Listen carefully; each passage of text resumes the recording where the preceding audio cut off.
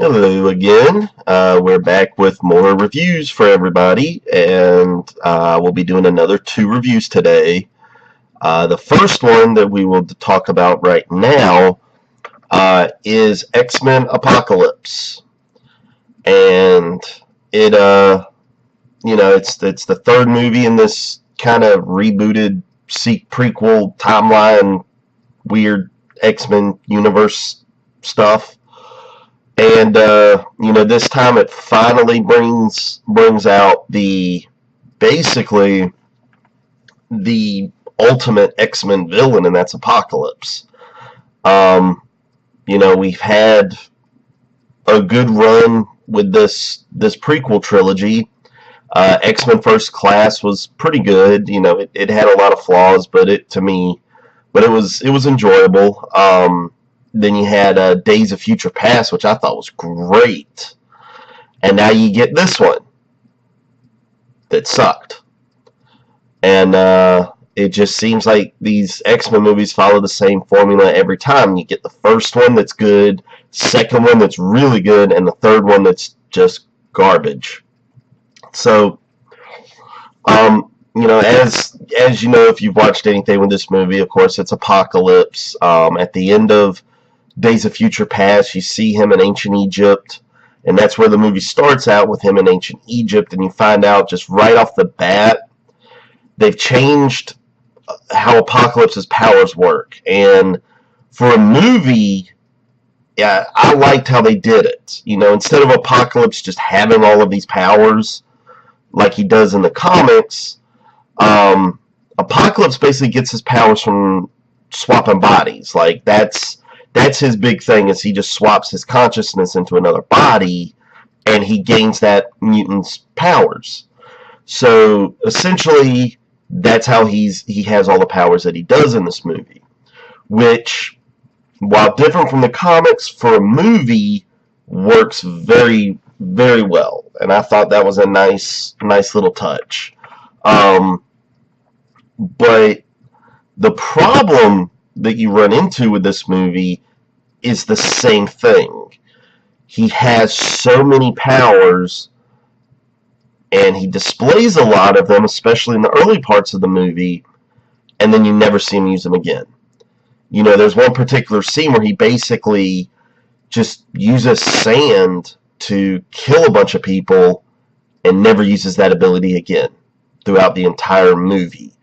And that's where a lot of this movie falls apart. It's basically the first 2/3 of the movie are very good.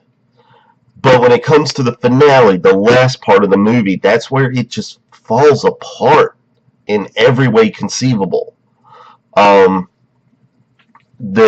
it just ruins it. I mean, and it is such a good first parts. Like I said, the first 2/3 are so good. I was on par to thinking this would be another Days of Future Past, and it just it lets you down so much at that last part. The way that they defeat Apocalypse is just so weak, and it just the other, just the horsemen that he picks. If you've seen the trailers, you know who they are: Magneto, Psylocke, Angel, and Storm.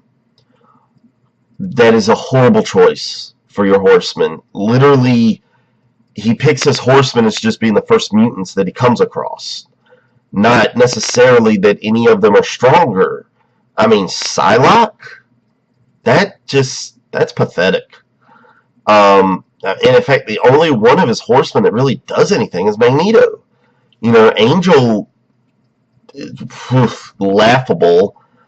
And, like I said, Psylocke, not good. And Storm doesn't even really do anything. It's just, ugh. I mean, you see him with a group of his horsemen at the very beginning of the movie, and those horsemen are badass. Like, that's who we needed to be as horsemen in this movie. Just forego this group and go back to that original one, because they were awesome. I want to see a movie about them. But I mean, other than that, it's a very enjoyable movie. You know, it falls apart under its own weight in the end. There's even a joke. It's funny because it's just, you look at it, and basically the joke goes is a bunch of the kids from the school go see the Return of the Jedi, and as they're leaving, they make a joke saying, "Well, everybody knows the third one's the worst of the trilogy." And I just can't help but wonder, did they know? Like, I mean, you basically made fun of yourself. And I'm just looking at this like, it was a hilarious joke once you watch the movie and just see how bad it ends and everything. So, but yeah, I mean, it's worth watching just to conclude the trilogy and to see just the great parts at the beginning. The movie really just falls apart at the end, like, hugely. And another part, if you've seen some of the trailers, you know there's a big cameo that they put in the trailer of Wolverine. That whole part of the movie could have been done away with, and that could have shaved off like 20-30 minutes of the movie. But for whatever reason, they put this whole scene in there involving that, and it's a waste. So, all in all, I give it a 2.75.